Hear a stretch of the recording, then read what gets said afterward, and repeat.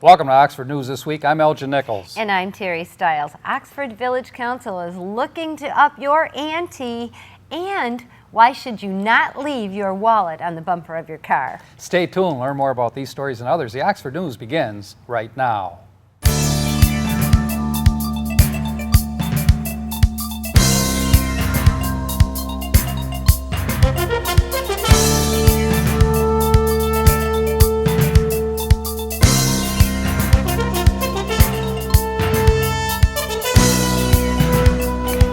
Oxford Village Councilman Brian Cloutier voiced a strong objection to Village Manager Joe Young's suggestion to increase permit and administrative fees for all Oxford residents. Cloutier found it preposterous that the village would charge residents to obtain copies of their own tax bills when they are already charged enough to have the privilege of living in the village. Following Cloutier's statements, Council agreed to explore this and other fee proposals suggested by Young. Council will hold a special workshop to further explore the issue. The workshop is open to the public, so take the opportunity on August 25th to voice your opinion. Well, it's a done deal. It's now too late for Oxford Village Council to stand behind their often quoted mantra of shopping local. Last week, they finalized a contract with the Arizona-based Republic Trash Services for an unprecedented 5 years. Starting September 1st, the Arizona-based company will begin trash collecting from village residents and businesses alike. As you may recall, this was a hot subject with many residents who thought the contract should have gone to the locally owned Oxford company, Odd Jobs Disposal. Although Odd Jobs was in close running during the bid process, Village Council voted 3-2 against the local vendor. Tom Kennis, Sue Basardi, and Maureen Helmuth gave the Arizona-based company the favor of serving and making money from both Oxford Village residents and business owners alike for the next 5 years.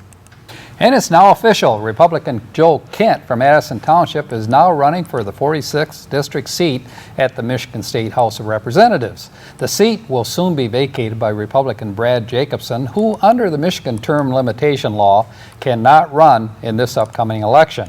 Although Kent is a newcomer to the political arena, he is a financial expert who, with a master's degree from the University of Michigan, he founded the Lake Orion-based professional tax and accounting company, Paget Business Services, and has lived with his wife and family in Addison Township for over 24 years. He has recently been endorsed by Addison Township Supervisor Bruce Pearson and Orion Township Supervisor Chris Barnett.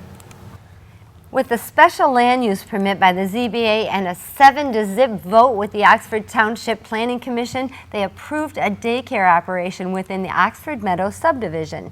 Advantage Child Care owner Cindy Peck requested the state licensed business be allowed to increase the number of 2- to 5-year-olds that she currently cares for. Under the old provision, Advantage can only care for a maximum of 6 kids. The special land use has increased her ability to have up to 12 children, or an even dozen. The Planning Commission approved the request with a condition that should the owner sell the property, the permit is not transferable to the new owner.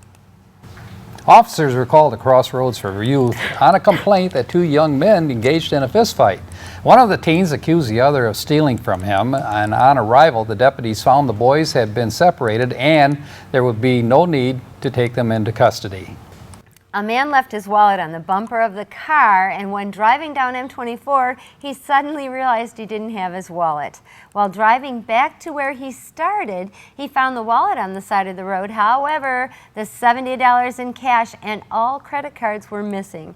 He immediately reported his cards missing, so the thief is left only with the cash. Officers have an eye on the card numbers, so if the thief tries to use them, they will be caught. Officers were called to a local golf course on a complaint of auto vandalism. The gentleman complained that someone had placed an adhesive sign on the driver's side door and he was unable to remove it. The sign was placed there for advertising it for a charitable foundation. So officers advised the man to seek civil action against the foundation, and the incident is now under record. Barking dogs and a wide open door was cause for neighbors' concern and a call to the local police. When officers arrived at the home, no one came to the door, so police entered and began a well check. Instead of any persons in the home, officers found marijuana and processing equipment. On further investigation, officers determined the home was occupied by a mother, a teenage daughter, and a son. Mother and daughter told officers the son lived at the house on weekends and both believe he was using drugs. The son could not be found, and the case remains open. Oakland County deputies were called to Seymour Lake and Sanders Road due to a car in the ditch. When they arrived, they found that a young man, a driver, had tried to make a U-turn, but instead ended up in the ditch. When officers discovered his driver's license had been surrendered and there were outstanding warrants against him, the boy became uncooperative and was then restrained until his mother arrived. He was turned over to her custody along with a disorderly conduct citation. Review of the youngster's current and past offenses will determine if any additional charges will be made. Youngster could be in more trouble. I'm telling you what, it's summertime, you can tell, because there's all kinds of youngster stuff going Yes. on, and that's to be expected. It's just frustrating for parents. I was pretty lucky, my kids were pretty good, but Mine boy, too. those officers are busy this summer, aren't they? They are. But you know, you talk about kids that get into these kind of dilemmas, but there are some really good kids too. I was coming out of the subdivision where I live, and I noticed that these two youngsters had pulled their vehicle over. And I'm wondering why they pulled over, you know, on the side of the road as they did. Yeah. And one of them got out, the driver, and picked up a little turtle that was trying to cross the road. Oh, what a good boy. took the turtle across the road and let him go. I watched him in the rearview mirror.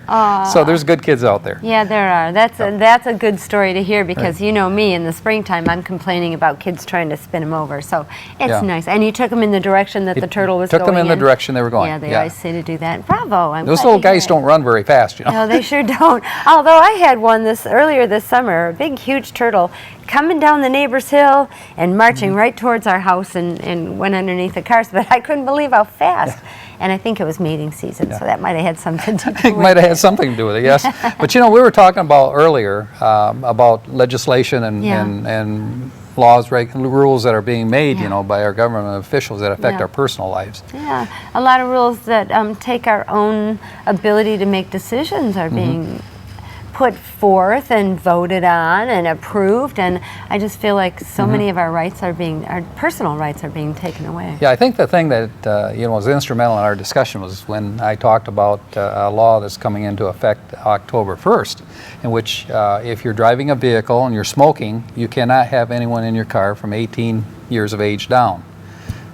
So we said, well, okay, they're going to hold the cigarette out the window. Well, one would hope that you'd use common sense if you're smoking with kids. If you have kids and you're a smoker, you know, all logic says don't expose them to that. However, it should be your choice.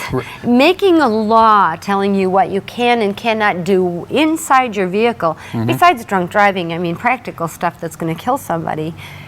If a parent is smoking and they're going to smoke around their kids, they're going to smoke around their kids. Yeah, it's a health issue, and it is a health issue, mean, but it's a personal choice as well. If the parents are inconsiderate to that degree, and I've seen a lot of people who do smoke that are considerate with their kids. They don't smoke in the home and that kind of thing. A lot of people are now. The opinions and education has changed a lot since we were younger. You and I were talking. Both of our parents smoked, and they smoked in the car with the windows up.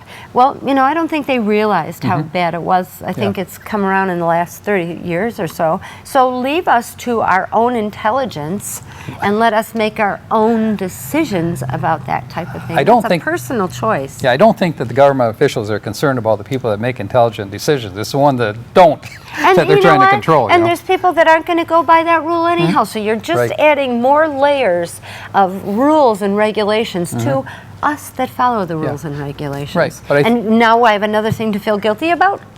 You know, Well, it's absolutely. terrible. You should have lots of things to be guilty Of course I do. And our It's all government those rules officials. and regulations that I feel. I go 56 and I start freaking out when it's a 55, and I feel guilty. And then, you know, somebody going 80 blows by me. Mm-hmm. It's just, too many rules and regulations for those that already follow them. Yes. And what's interesting, I've seen a number of vehicles that go by and they have government license plates on. They actually And fly they fly by. I know. So anyway, I know. where does it stop? I don't know. I think with the smoking issue, hey, people actually die from that. Yeah, So well, yeah, but even still, Yeah, but you're now that you taking know. personal choices away. yeah. We know that choice already. We know that people die from people smoking, and people smoke anyhow. So stop taking those kind of choices away from us. But it's like motorcycle, you know. Right, The guys that helmet ride laws. helmet, I you know. know, they don't wear a helmet. I know. They're going down the road 80, 90 miles an hour, no helmet. I know. I know. I mean, and can you know, legislate they it's have to their wear a own helmet? Choice. It's Yeah. it's their own choice. Right. It's their own personal Yeah. choice. Seatbelts, I kind of get, but I know my husband works in the Mm-hmm. field of broken bones and etc. And all He the breaks doctors, bones? He breaks bones. All the doctors that he works with all say they would rather not have their seatbelt on because they don't want to be a head injury forever. They'd rather it just be done with it. Don't make me a vegetable, and Yeah. a lot of times seatbelts make people a vegetable rather than kill them. Well, that works. And so, you know, it's, again, taking personal choice, but I know seatbelts have saved a lot of lives too. Yep, I will never understand why motorcycle people that drive them don't wear helmets. I don't just either. don't understand it. I don't either. Not that that's going to save their life if their head hits the highway doing 80 miles an hour. Yep, well, right. Maybe it's a quick death they're looking for. I don't know. My son is one of those people. I have one son that wears them and one son that doesn't, and I cannot understand, no matter how many times he tells me why he doesn't wear a helmet. I don't get it, you know. So, but it's his personal choice. Yep. And I guess maybe I'm a liberal parent. I am a liberal something. But As long as they don't run into me, stop taking our I'm happy. choices away. Yeah, right. Then At they any lose their rate, right to That's have it for independence. Oxford News this week. If you want to learn more about these stories and others, stop by your local store and pick up a copy of the Oxford Leader newspaper, or better yet, catch us right here on OCTV, Charter Channel 191 and AT&T Channel 99, and let us know what your opinion is about what Elgin and I just talked about. Absolutely. And coming up next on OCTV, Oxford Sports with Jamie Hughes and Oxford School News with John Ochins. And join Dave Kinney in Auto Talk and Science in the News. I'm Terry Stiles, and this is Oxford News This Week, where we bring your news closer to home. And I'm Elgin Nichols. Remember, always be kind to your friends and neighbors, and thanks for watching. I'm John Ochins, and welcome to the Oxford Wildcat School Update. Unfortunately, world events have highlighted the need for special training for some of our school employees. The Oakland County Sheriff's Office and Oakland Schools put on a critical incident training program recently. The idea is to prepare our school bus drivers for worst-case scenarios. We spoke with Transportation Supervisor Ann Whedon about this. They dealt with, it could be outside terrorist activities, or something as simple as irate parents trying to get on your bus. And basically, it was how the driver is responsible for the safety and well-being of the children that they're transporting. And it could be the child at the stop, or it could be the children that are on the bus currently, you know. So they did several scenarios. We did some classroom activities inside the building, and then we went outside and did some scenarios with actual bus drivers and buses, and they had the sheriff's department acting out different scenarios where maybe it was an angry parent, where you approached a bus stop and you had an angry parent at the stop. You knew when you arrived and what you should do as a driver when you approach that kind of situation. We sent 7 of our folks there. They will in turn train our other drivers. We also asked Ann about some updating in our fleet. We did purchase 5 buses. They're not new, but we purchased some additional used buses and have retired and scrapped some of our older buses that needed a little more repair work than what we wanted to do on them. Actually, they went to a demolition derby, a bus demolition derby over on the other side of the state. Yeah, there are pictures. Ann and her staff have been spending a lot of time planning the routes for this year. She explains. It is. The central enrollment office is continually enrolling children. They do it all summer long. Not only kindergartners that are new coming in, but people that move into the district, people that move within the district. You know, they may have lived in the Clear Lake area and now they're moved out to Leonard or something like that. They have to go through central enrollment at the board office and make those changes, and then we get the changes from there. So you've got to plan the routes to make sure It you've got incorporates. adequate busing for everybody. Yes. So, and you always have the changes every year from new kindergartners coming in, the fifth graders that are moving up to middle school and now sixth grade. And then you've got middle school eighth graders going into ninth grade. So there's always these changes that occur. The eighth to ninth isn't as big of a deal, but when you're looking at kindergartners incoming and especially middle schoolers, new middle schoolers coming in. Ann Whedon over in transportation. I also stopped by Pat Mueller's office at Oxford Early Childhood. Things are getting off to a roaring start over there. Hi, welcome to OELC. We're doing wonderfully. We're so excited. We have a new program. We have a half-day free preschool program here at the OELC site. We have a couple of openings out at our Leonard program and for a full day, and a couple here at OELC for full day free preschool. So you're filling up. We are. That's wonderful. I know. I'm so thrilled. Yeah. Anything new for this fall? Well, the half-day program is a little new. We have never offered that before. We still have our programs at all of the elementary schools. We have a couple of openings in infant room, which is so unheard of. We typically don't have that. So we have, I think, 2 openings in the infant room. Where's that at? That's right here at OELC on Pontiac Street. If you want more info, Pat's number is 248-969-5035. That's the Oxford School Update for this week. Stay tuned for Jamie with sports. This is Oxford Community Television, keeping it local.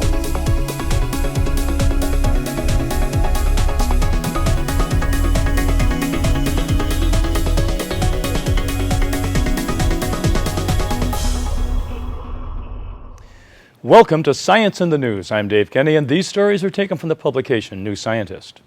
In our first story, can I get a liftoff? A shortfall in funding for private space flight firms means NASA has been forced to pay Russia nearly $500 million to transport U.S. astronauts to the International Space Station, despite current frosty relations between the two nations. When the U.S. space shuttles retired in 2011, NASA set plans to fly its astronauts on privately developed spacecraft made by the likes of Boeing and SpaceX. The original goal was to start this space taxi service this year, but the U.S. Congress has given NASA about $1 billion less than it requested for the program since 2011, and the first launches are now due in 2017. In the meantime, NASA has relied on their Russian Soyuz spacecraft to reach the ISS, paying the Russian Federal Space Agency, or Roscosmos, for the privilege. The Russian invasion of Crimea last year has made this politically more difficult, leading to a ban on NASA-Roscosmos collaboration, although ISS operations were specifically not included in this boycott. Now NASA Administrator Charles Bolden has written to Congress warning that NASA has been forced to extend its contract with Roscosmos at a cost of $490 million for 6 seats on a Soyuz over the next 2 years. That means out of nearly $82 million per ride, up from $71 million NASA paid in 2013. I am asking that we put past disagreements behind us and focus our collective efforts on the support for American industry, says Bolden. While I understand that funding is extremely limited, it is critical that all of NASA's human spaceflight efforts be supported. Well, that's it for this edition of Science in the News. I'm Dave Kenny. Stay tuned to Oxford Community Television, and we'll be right back. Have you liked us on Facebook yet? If not, what are you waiting for? Just go to your Facebook page, go to the search bar, and type in Oxford Community Television. Welcome back to Oxford News this week, and time for sports. Yes, we are just about to enter into our fall sports, and we're looking forward to that. Once again, hope you're enjoying the rest of what we call summer leftover. Hey, when the varsity and junior varsity and freshmen take to the field, the football field, they'll take on this season, they'll be wearing something special in honor of two special Oxford members, Helen Smith and Andy Vascasino. There will be 2 stickers on the back of each helmet. One will be HS, Helen Smith, and Andy. Smith was a charter member of the original Oxford Wildcat Booster Club. She worked her fingers to the bone from 1968 to 2005. She was an avid Oxford football fan who never missed a game. She passed away, of course, on July 13th at the age of 81. Vascasino was a trusted, devoted, and kind fixture around the Oxford Athletic Department. You could always use him as a go-to man. From 66 to 2009, he did anything and everything for every sport. He died back in December of 2014, just 2 days shy of his 93rd birthday. Again, they are both missed around the Oxford area and the athletic department, as it should be. They will be paid tribute this year on the football field. It was right before the high school state track meet last season. The Oxford Zone throwing machine Connor Mandel decided he wanted to take his discus and shot put throwing to the next level. USATF, the United States Track and Field Junior Olympics, he ended up placing second on both events, July 30th and 31st. Congratulations to Mr. Mandel. The Oxford Senior Men's Softball team that plays in the Northwest Parks and Rec Association, we are happy to have them on OCTV during our softball championships. The 2015 Division County Playoff Championship, 4-1 record in the playoffs, and winning 3 games on the final day of the tournament, knocking off Clarkston and Rochester twice. They finished the regular season in the 2nd place, 1 game out of 1st place. The Oxford Senior team won division and playoff titles in 2012, 2013, along with the playoff title in 2015. The Oxford team, which is sponsored by the Oxford Parks and Rec Department, along with Health Quest of Oxford and the 24th Street Tavern, have been in the league since back in 2006 and now have 5 titles in the last 4 years. The team record 2015 was 22-9. Unbelievable. They finished the season winning 9 out of their last 10 games. Oxford participated against teams from West Bloomfield, Rochester, Clarkston, Waterford, and Oak Park, including crossover games in Division B of the league. Once again, congratulations to them. Was happy to see them on OCTV. Oxford resident Jesse Birch, who played for an Oxford Wildcats 13U Federation baseball team, was invited to play at the All-Stars tournament of his choice on Game Day USA. He chose to play in the Grand Rapids tournament in August. 1 and 2 kids from all over the United States and Canada were formed into teams by ages 13U. Jesse was put on the black team. He had kids from Illinois, Indiana, Michigan on his team. They were 10 players total. As it turned out, they swept the tournament, winning 4 games in a row over 2 days and won the Grand Rapids All-Star Tournament. Good stuff in there. Congratulations to him as well. Well, one person's loss or one team's loss is another team's game. Dave Dombrowski from the Tigers, we had been following this story. Well, he made his way up to Fenway Park, and that, of course, is in Boston, and they're quite pleased with a lot of his expertise in the baseball world. His acquisition of Bradley, new player to the Boston Red Sox. According to Dave Dombrowski, he's very excited about what he can do up there. He's an excited baseball executive, excited about his position with the Red Sox. We'll wish him luck, and obviously we'll see what the Tigers can do without him at the helm. Checking in and keeping up with the local schedules, local news, and Oxford sports, you can go right to their website. They have everything listed at your fingertips. It's oxfordathletics.org. They have schedules, what you need to do if you want to become an athlete with physicals. Check it out. It's right at your fingertips. Once again, oxfordathletics.org. Just a reminder, our programs here at OCTV can be viewed online on your personal device. Go to OCCTV.org. Hit the Programs tab. You can watch it on YouTube, on the computer, iPad, or phone, wherever you choose to watch. Whenever you want to watch, you can also catch it traditionally on your television. On Saturday and Sundays, our sporting programs are airing between 1 and 6 p.m. Check it out. Again, our website, always at your fingertips. If you missed any of the programming here on OCTV, it's OCCTV.org.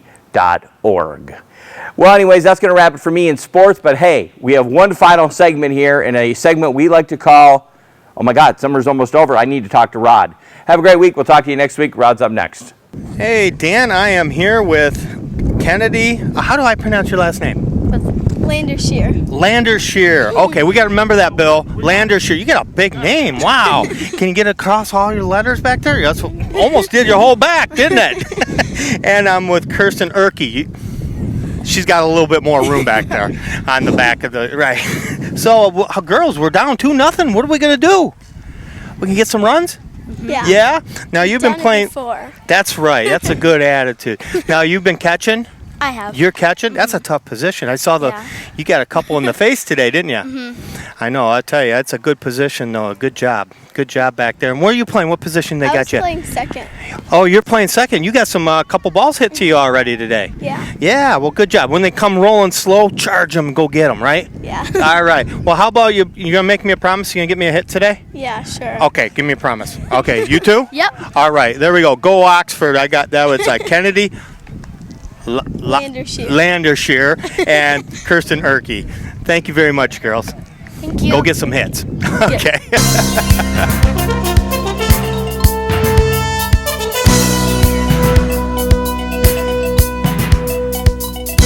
Welcome to this edition of Auto Talk. I'm Dave Kenny, and these stories are taken from the publication Automotive News. In our first story, Honda's redesigned 2016 Pilot was awarded the top rating in 5 crash tests conducted by the Institute for Highway Safety, as well as the highest distinction for its performance when equipped with front collision prevention technology. As a result, the Pilot was named a top safety pick by the Institute. The Pilot, which just started arriving in showrooms, received the top score of good in test of side impact roof strength and head restraints, as well as the moderate front overlap crash in which vehicle strikes a stationary barrier covering about half of its front end.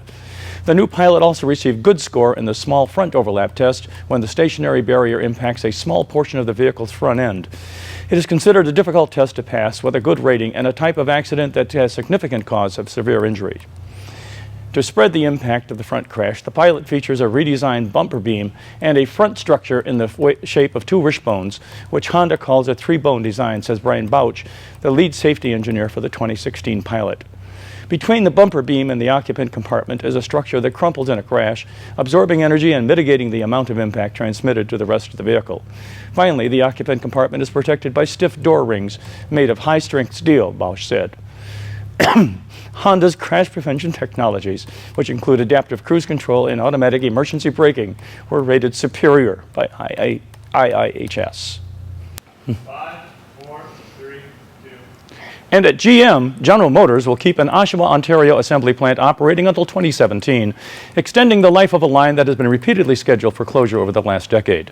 GM said it would invest $9.1 million to increase Chevrolet Equinox production and make related changes at the separate Cami assembly, extending production on its consolidated line to 2017.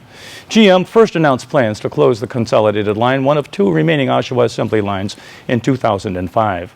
It was scheduled to cease production in 2008, but GM repeatedly moved that date, and in 2012 it was set to close in 2013. Most recently, it was expected to shut down in 2016. The consolidated line also produces the previous generation of Chevrolet Impala. The Flex line, GM's other Oshawa line, produces the current model Impala, Buick Regal, Chevrolet Camaro, and Cadillac XTS, quite a mix. This new investment represents a very effective way for us to meet strong demand for the Chevrolet Equinox, and it's positive news for our community, said Steve Carlisle, president of GM Canada, in a release. And still at GM, in 2013, General Motors polled some U.S. Buick dealers about their volume and model mix expectations for a new vehicle, a compact crossover that has since been launched in China, the Buick Envision. It's 2 years later, and there's still no U.S. Envision, leaving industry watchers and dealers scratching their heads. GM is expected to launch the 5-seat Envision in the U.S. probably sometime in the second half of next year, industry forecasters say. But if that happens, it would certainly almost be imported from China. For GM, importing Envision from China is complicated. For one, the company is in the middle of contract negotiations with the UAW, whose leaders are likely would blanch at the prospect of Chinese imports. A UAW spokesman declined any comment. Global Buick and Chief Duncan Alderett has hinted he would like to see the Envision in U.S. showrooms, stopping short of confirming any plans. The vehicle could be slotted into the sizable gap between the subcompact Encore, which is about 15 inches shorter than the Envision, and the full-size Enclave, which is 18 inches longer. On the recall front, Volkswagen AG is recalling as many as 420,000 cars in the U.S. to fix a flaw that may prevent their airbags from deploying in an accident. The recall affects 7 models made between 2010 and 2014, including the Golf, Jetta, and Passat, according to the U.S. National Highway Traffic Safety Administration. Debris may contaminate the clock spring that keeps the car's airbags powered, tearing the spring and cutting off the electrical connection to the front airbag on the driver's side, the safety regulator said. Volkswagen is still developing a remedy for the airbag spring issue, NHTSA said, and VW is reviewing whether the issue exists in cars delivered to other markets, said spokesman Peter Toole. Well, that's all for this edition of Auto Talk. I'm Dave Kenny, and as always, may the wind be at your back as you cruise down life's highways. Stay tuned to Oxford Community Television, and we'll be right back.